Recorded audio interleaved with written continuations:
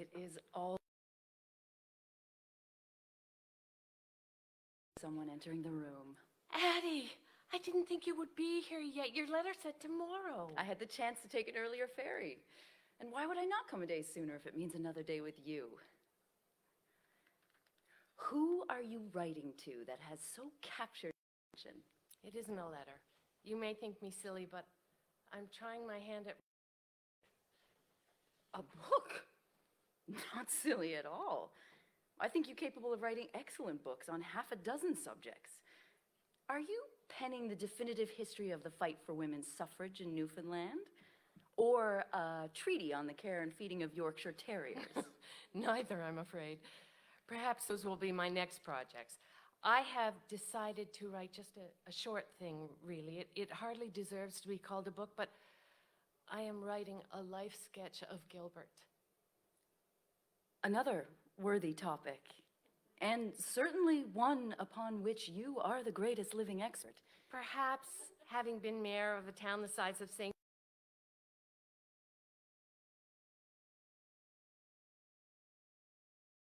Forget so quickly, Addie. A man like Gilbert works his whole life, gives so much of himself to a place, and then in his old age, when he's ill, has to move to a gentler climate, why, he is simply gone. I know that people there are already beginning to forget about him, to forget who he was and what he did. I don't want him to be forgotten, Addie. And I am sure with your very able pen to memorialize him, he never shall be. Have I told you about our plan, Ambrose is in mind?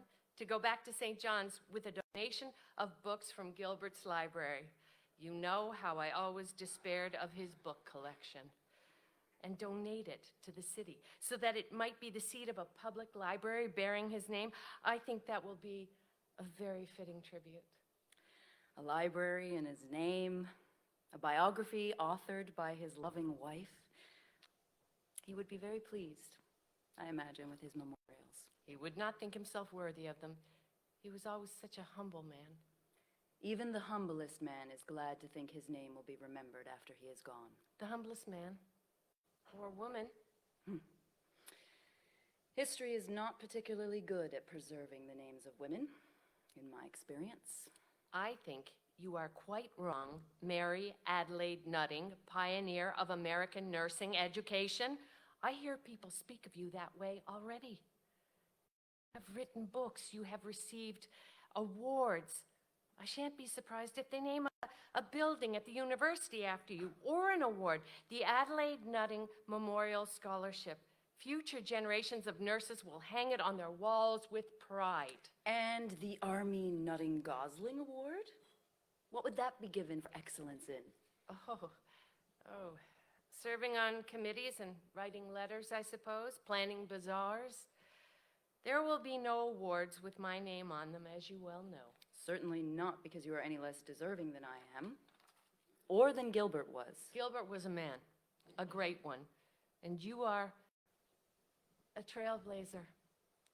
A woman's name is only remembered if she is exceptional. No one is exceptional for being a wife and mother, a pillar of the Church Women's Society, a member of 500 committees, an avid golfer, and a devoted dog owner. And a suffragist, a public speaker, leader of a political party, founder of the Ladies' Reading Room. What does it all add up to after all? I don't.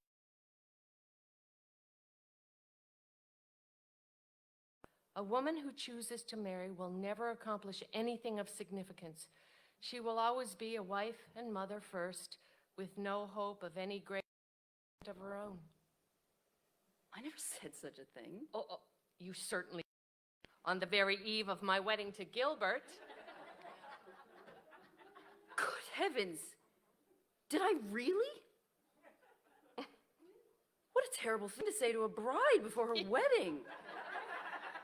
And what an arrogant young baggage I must have been. Those words have stayed with me my whole life. Much as I loved Gilbert and the children, I always wondered if I could have accomplished more on my own. If I could have been exceptional, like you. Oh, love, You are exceptional. You have been. You are exceptional. It doesn't seem so now. I feel like a lonely old woman in a haunted house with only a dog for company. I have my memories of Gilbert, of our life together, and I have my children. But they are grown with their own lives and their own worries. And the other women here? Oh, I have made no friends here, no true friends. I have tried. I attend church. I attend their women's meetings. I have spoken about my suffrage work.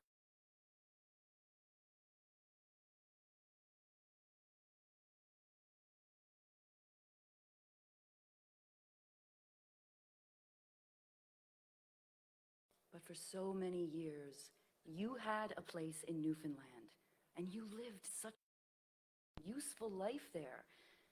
You can look back on that with pride. Someone ought to do for you what you were doing for Gilbert. Write it all down. But no one will. I don't want to be vain, Addie, and say that I want a memorial or a statue or an award, but it hurts to think that all my work will be blown away like chaff in the wind.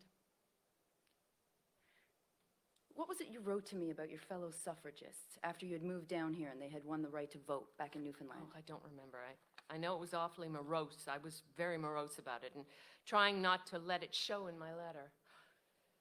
You said, "They have all gone on ahead of me."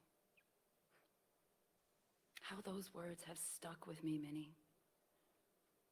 I think it every time I see a class of nurses graduating, when I see the young women I taught going out into the world to heal and to teach themselves. You know, all those things you talked about. Well, what if they do name a building after me someday? Or put my name on it? To the girls who remember me as a stern old professor, and then in 20 or 30 years, or even less, some bright young woman will win the Mary Adelaide Nutting Award, and she'll say to her, "Who was she?"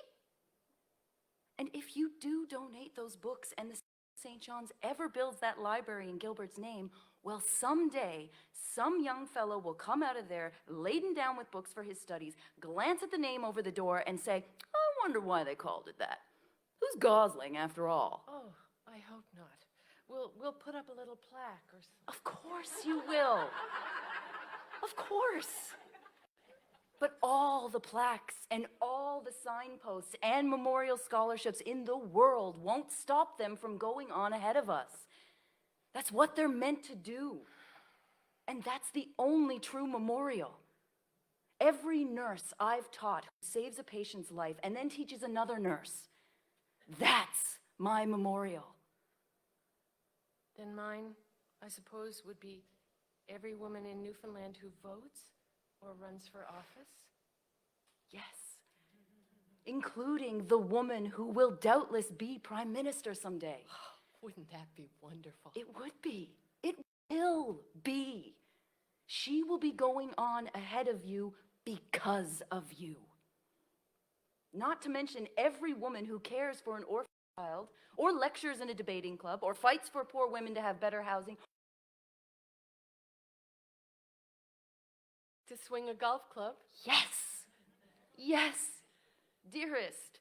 They'll all be, one way or another, following in your footsteps. And yours too. And all of us who work so hard to make a way for them. They'll all go on ahead of us. But they couldn't have done it without us.